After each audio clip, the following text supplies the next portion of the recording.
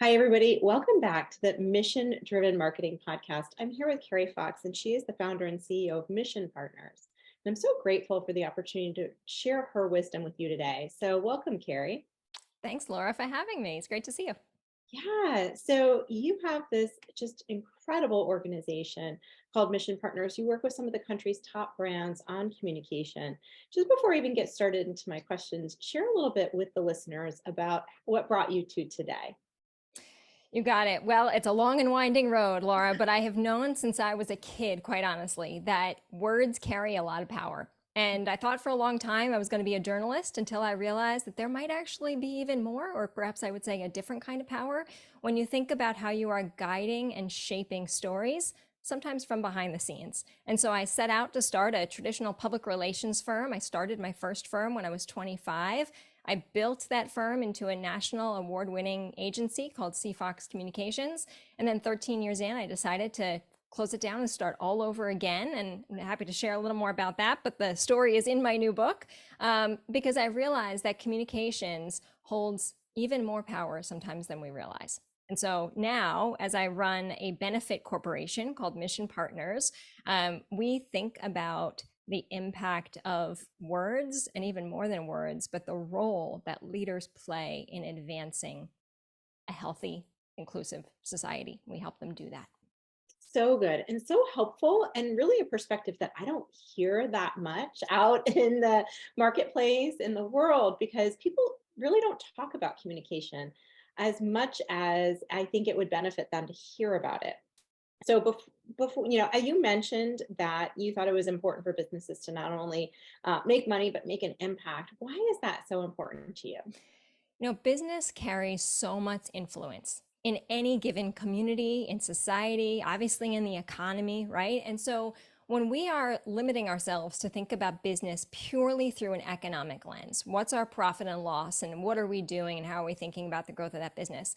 We are missing out on a major opportunity to think about the trickle down effect of our work, right? That business carries great influence in how we treat our employees will be an experience that stays with those employees for the remainder of their careers. How we think about benefits will either, help our employees grow and scale or limit that growth and scale. And so we think about that very intentionally. Every piece of business can be a force for good, but it comes back to how the leader, how the board, how the organization wants to think about using that power. So good. And I know you mentioned that you share some of your background and beliefs in your book, More Than Words. And the book is all about communication practices of courageous leaders. Do you think that personal communication skills of a leader of an organization affects the overall impact of the company, and how? I do. And, there's no shortage of examples of this. If we just think back over the last few years, what it has been like to lead organizations through this incredible time of change and uncertainty and unknown, right? That so much comes back to how leaders navigated through that. And if we think back to all of those resources, you've got a listenership of leaders here, right? All those resources that any one of us listening or in part of this conversation could say, I found this from one source and this from another source. But the reality is we were still navigating so much of that unknown, right? We had never been through an experience like a global pandemic.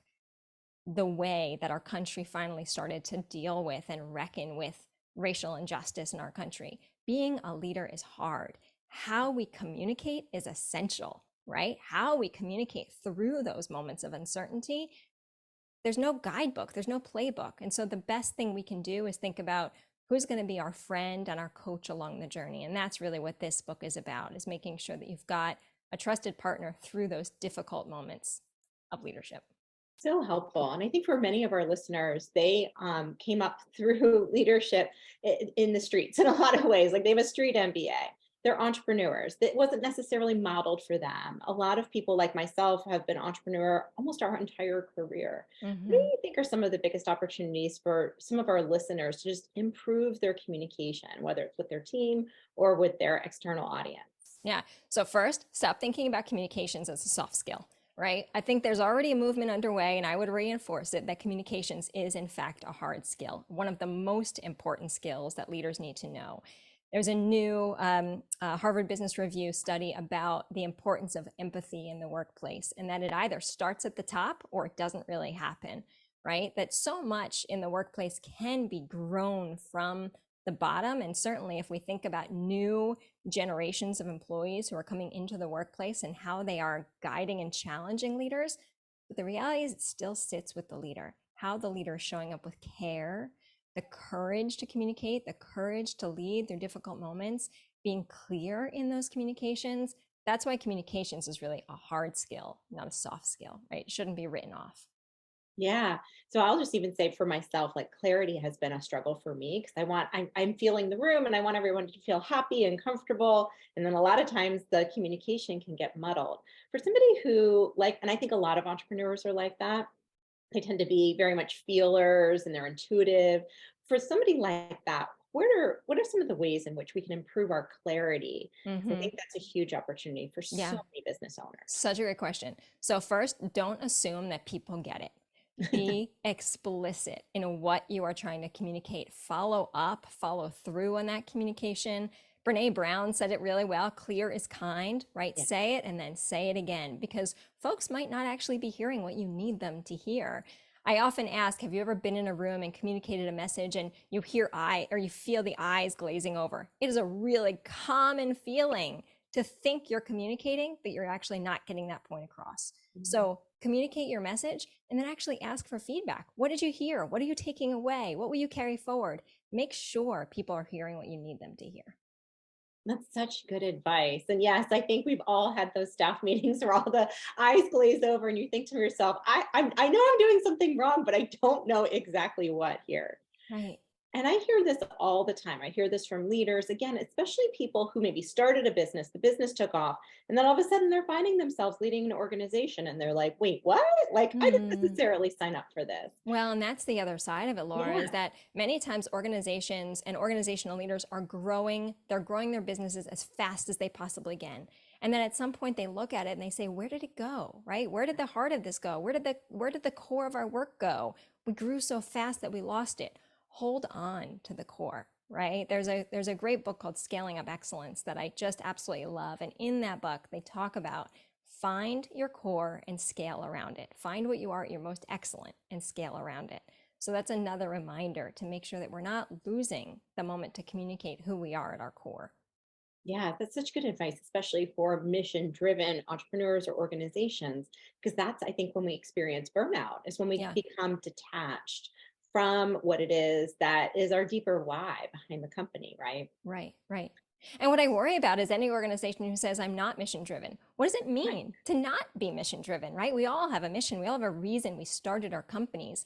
Find that mission, and then challenge yourself and ask, what's that mission intended to achieve? And are you achieving it? Yeah, so it's interesting because I think you work with so many organizations where that is such the core, right? And they're built on it. And also, I've interacted with so many entrepreneurs that like don't have a mission statement. Or what happens is that in the marketing space, people are rewarded for the amount of money that they make, and that's all that people see celebrating. So I Yeah. think this is such a great reminder and message that if you feel like there's been something missing in your organization, it's probably that, right? It's that probably that connection to a deeper mission. That's right. And you've heard the phrase so many times. People say, I'm just not very good with words. I'm not Mhm. very good at explaining things. Or, you know what I'm going to do is I'm going to hire an operator and they're just going to handle all of that.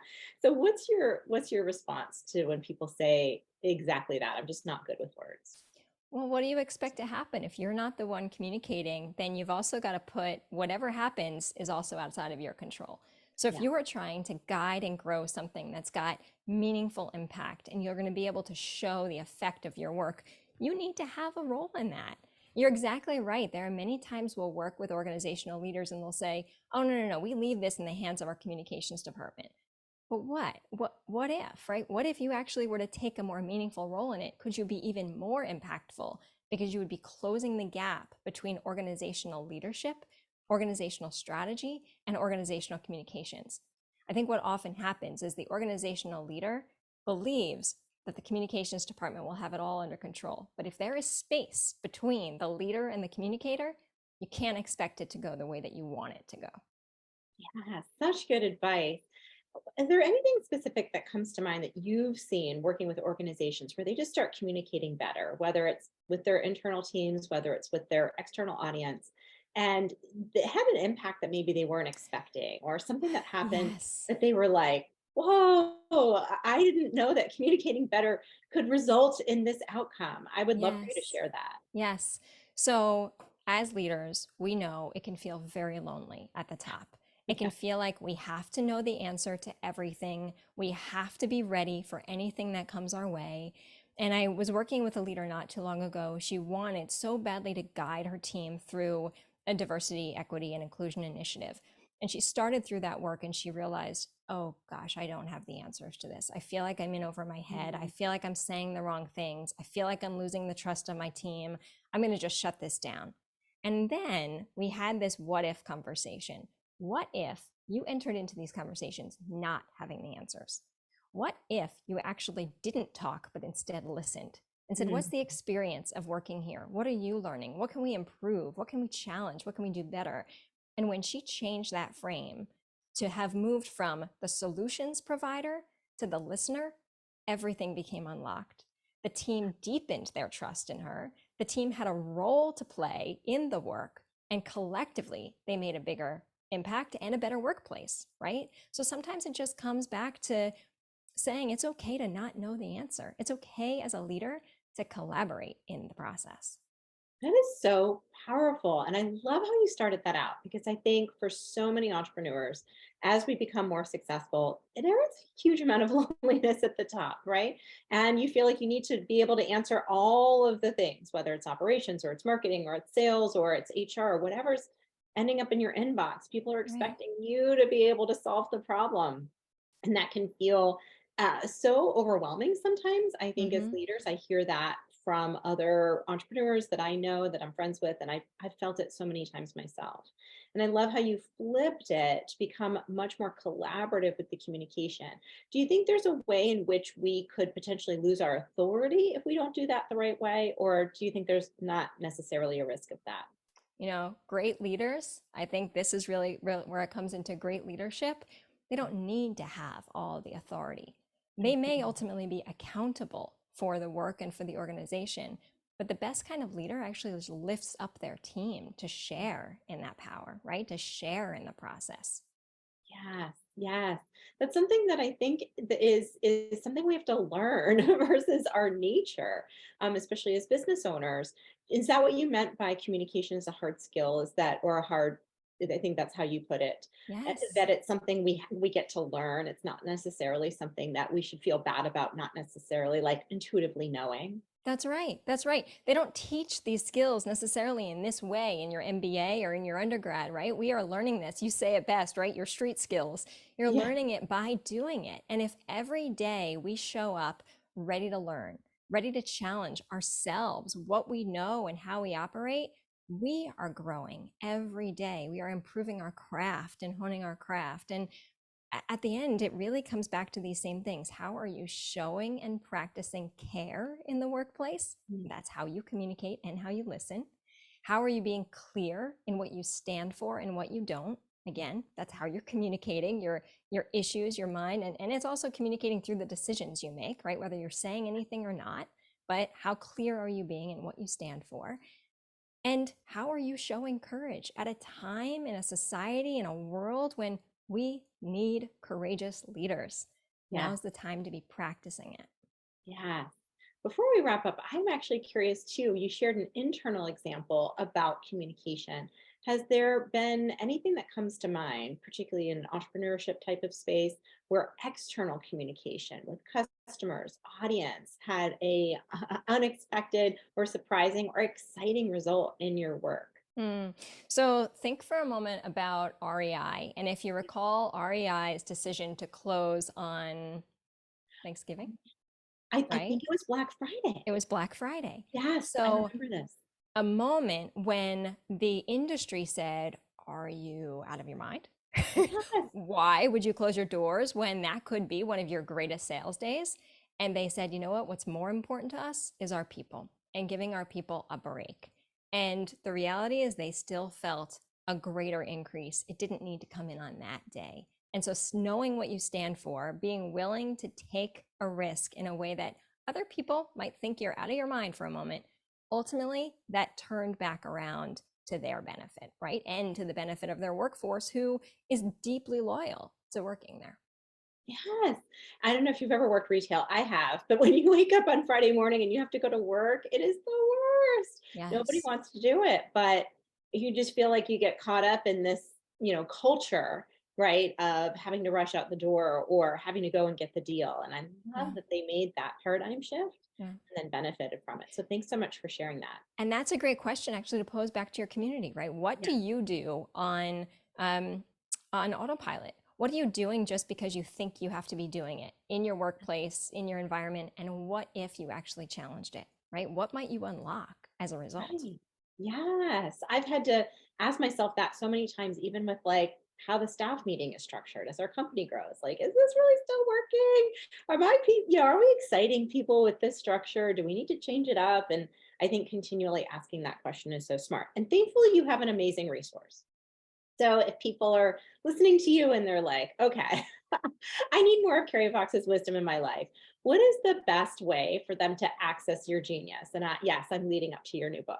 Oh, you're really kind. Well, missionforward.us is a place where you can engage in a weekly essay I write on the intersection of communications and life, where you can access the book plus a ton of free resources, and you can tune into our podcast, the Mission Forward podcast. So, and I think you'll find some good things over there. Missionforward.us. Awesome. We'll put it in the show notes as well. So thank you so much for coming here. Really appreciate you sharing with our audience. And I really encourage everybody to go out and check out Carrie's podcast and new book. It is phenomenal. And I know it will benefit you in so many ways. And Thank thank you so you. much, Carrie, for being here. Well, Laura, you model all of these things well. Care, courage, and clarity. You're a perfect example of what that looks like in practice. So thank you. Thank you. It is definitely not nature, it is nurture. So I appreciate that and encourage anyone who's listening to tune in again. Thanks so much. And I'll talk to you soon.